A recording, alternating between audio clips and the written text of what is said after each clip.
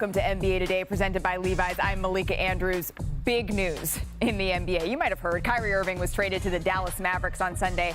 And now that we're about 24 hours removed from that, I think it's natural to turn to some questions that are still unanswered. Namely, how will that new backcourt in Dallas work? I mean, we're talking about two generational talents. They both like the ball in their hands, and they're excellent in isolation. So good thing Zach Lowe is here to help us out. And then I'm also wondering, where does this leave Brooklyn, especially Kevin Durant? So Woj, he's going to be with us shortly on that front. And then of all the teams who are interested in Kyrie, perhaps none was more intriguing than the Los Angeles Lakers, but that didn't happen. So what does LeBron think about that? Well, moments ago, he sat down exclusively with our Michael Wilbon. Well, definitely disappointed. I can't sit here and say I'm not disappointed on not being able to land such a talent, but someone that I had great chemistry with, and know I got great chemistry with on the floor that can help you win, championships in my mind, in my eyes. But my focus has shifted now.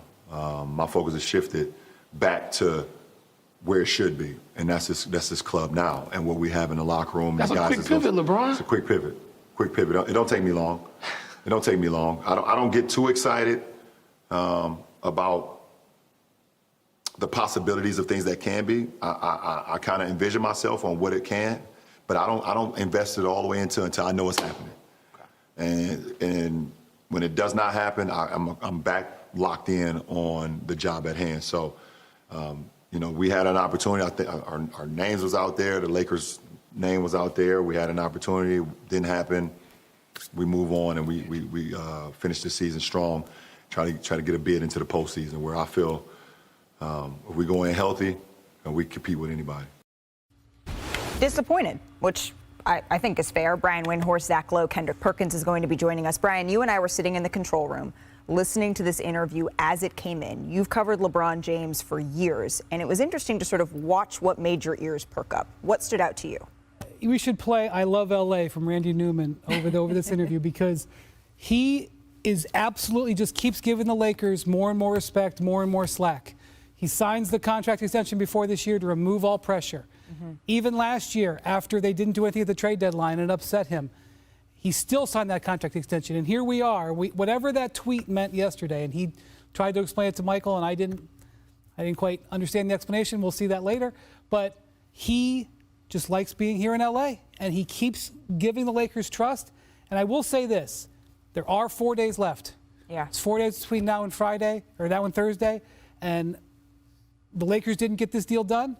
They should really try to get something done, because at some point, I got to believe that patience is going to end. But he has never given this kind of slack to Miami. He's never given this kind of slack to Cleveland either time. But the Lakers, they get the slack. I'll tell you what stood out to me. I hadn't seen it yet. Is when he was talking about Kyrie adding to the championship foundation. He said, "At least I think." And I thought the implication of that was maybe some other people in my organization don't think, but that's my opinion, and I want you all to know that's my opinion. And I agree with Brian. I think if LeBron had his druthers, he'd finish his career a Laker. He'd finish his career in Los Angeles. I don't think he wants to leave. But between this and some of his recent comments he made about I don't want my career to end with this level of losing about 6 weeks ago, if you remember that. Yeah. I do think there is going to be the patience is not infinite, I don't think. And the Lakers are on some kind of clock, because the guy's going to want a shot to win a championship, and right now he doesn't have one. Very interesting. I want to get Kendrick Perkins' thought on this in just a little bit. The Lakers, they obviously missed out on Kyrie here. There's some details of the trade that I do want to show you now. The details of this trade, because we saw, yes, we did see Kyrie Irving heading to the Mavericks, but also Markieff Morris heading to the Mavericks. And then the Nets, they received Dorian Finney-Smith. They also get Spencer Dinwiddie back in Brooklyn. And then you can see a couple of picks there as well. So ESPN's Adrian Wojnarowski, he's joining us now. Because Woj, when we spoke yesterday during the game broadcast, you reported that the Nets, they essentially got back what they wanted, right? Which was players that they could put around Kevin Durant. So where does this stand with Kevin Durant now?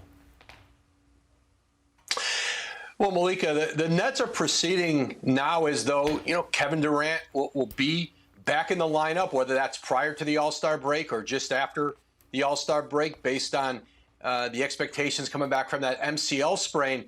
And they're canvassing the market now like a lot of contenders, or or would-be contenders to see what deals they can make. This is a very difficult trade market for teams like Brooklyn and Philadelphia, the Clippers, teams who want to improve themselves, Milwaukee, because there's just so few sellers out there. I think a lot of the focus of the league right now is on Toronto to see who, if really any of those key players in Toronto are going to be really available. I think Toronto is talking on a number of players, but I think they're gauging what the market is.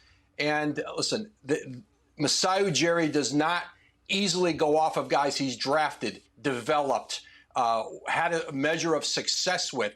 And so I think a lot of the marketplace wants to see how that shakes out with the Raptors. And I think they may very well take that deeper into this week. But Brooklyn, listen, their goal is to try to continue to build around Kevin Durant, to win with him here in the short term, and to keep him tethered to this organization. You know, they've got 3 first-round picks, one they picked up yesterday, you know, that they could also use in trades. But again, to bring back impact players right now in this marketplace, I think it's unclear whether the Nets have enough to do that, especially given the competition and how many other teams out there are trying to do exactly the same thing. Yeah, certainly all eyes on Toronto as we march toward that trade deadline on Thursday. Woj, thank you so much. Sticking with Kyrie Irving here, Woj also reported that he's expected to arrive in Dallas today for his physical and then debut Wednesday against the Clippers. But we're going to get more into Kyrie. There's kind of so much that we need to delve into here. Tristan Thompson, welcome into the conversation.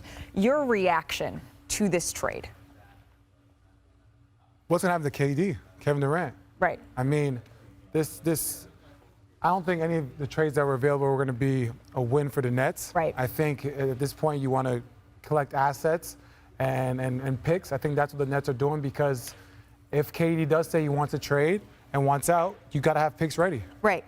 And we're talking about a big 3.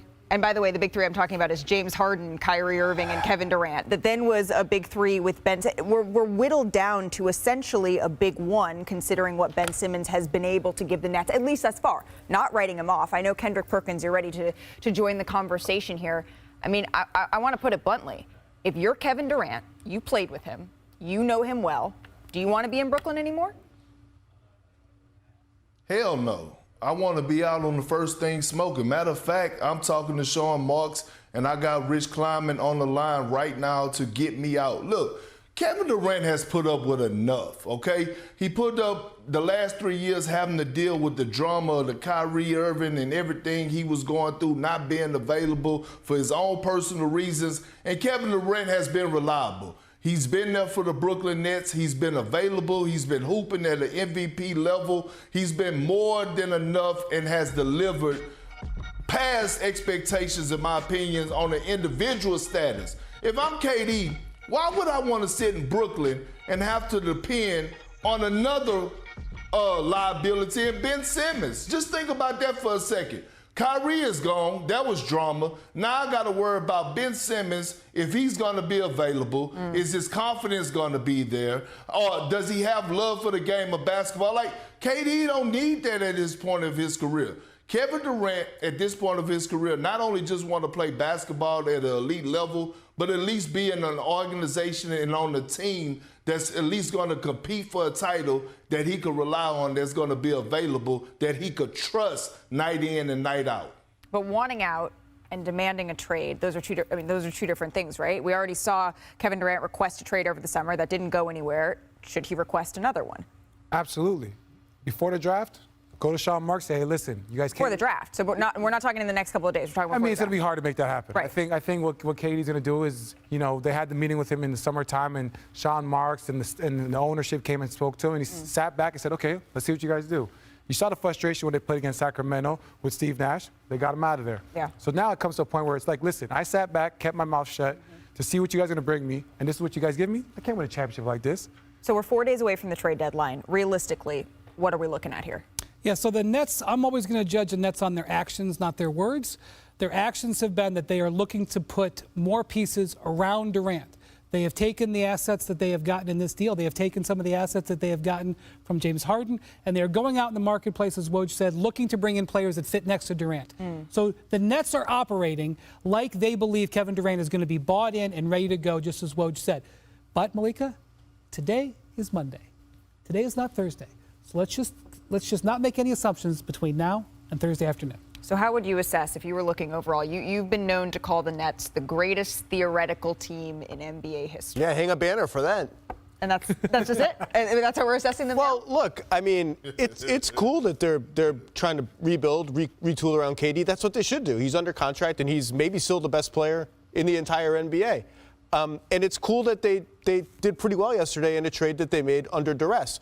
The problem with that is the under duress part. And if you just zoom out of what's happened here to the Brooklyn Nets, it's like a catastrophe. They traded all their picks and all their best young players, including Jared Allen, the guy who made the All-Star team last year, for James Harden. That's one slot. They turned James Harden into Ben Simmons and a couple of picks. The picks matter. Ben Simmons right now is pretty close to a zero in terms of trade value and what he's bringing you on the court. Now they've traded Kyrie Irving for some good players and a pick. That's all good, but just the totality of the talent drain that has happened in Brooklyn is almost astonishing when you sit back and look at it. And they're going to fight the good fight with Kevin Durant, and they should.